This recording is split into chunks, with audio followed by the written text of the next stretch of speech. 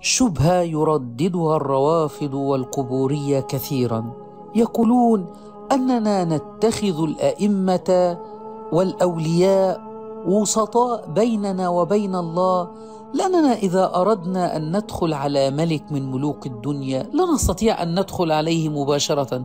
دائما يضربون هذا المثال، فلا بد أن نبحث عن وزير أو أحد يقربنا إلى هذا الملك، وأيضا لا نستطيع أن ندعو الله مباشرة، لا بد أن نرى أحد له جاه ومكانة عند الله نجعله وسيط بيننا وبين الله. وهذا كان فعل مشرك قريش أيضا. أولا لابد أن يعلم هؤلاء أن الله سبحانه وتعالى لا يخفى عليه خافية من خلقه، فهو كافي لهم وحده ولا يحتاج إلى معين، والرحمن بذاته لا يحتاج في رحمته إلى من يستعطفه. الله لا يحتاج أن تبحث عن شخص تستعطف الله تبارك وتعالى بهذا الشخص كالمسيح عليه السلام أو كمحمد صلى الله عليه وسلم أو كالأئمة الاثني عشر عندكم يا شيعة.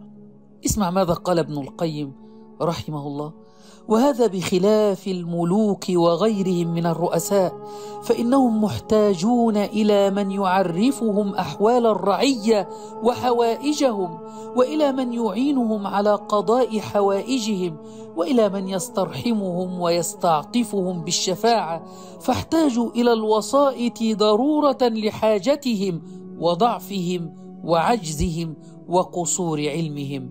فأما القادر على كل شيء، الغني بذاته عن كل شيء، العالم بكل شيء، الرحمن الرحيم الذي وسعت رحمته كل شيء، فإدخال الوسائط بينه وبين خلقه نقص بحق ربوبيته وألوهيته وتوحيده، وظن به ظن السوء، وهذا يستحيل أن يشرعه لعباده، ويمتنع في العقول والفطر جوازه، وقبحه مستقر في العقول السليمة فوق كل قبيح.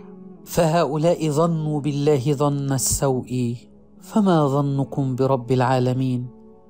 ظنوا بالله ظن السوء، فلو علموا أنه بكل شيء عليم وعلى كل شيء قدير، وأنه غني عن كل ما سواه وكل ما سواه فقير إليه، وأنه قائم بالقسط على خلقه، وأنه المنفرد بتدبير خلقه لا يشركه فيه غيره، فلو ظنوا بالله ما هو أهله ما جعلوا وسطاء بينهم وبين الله.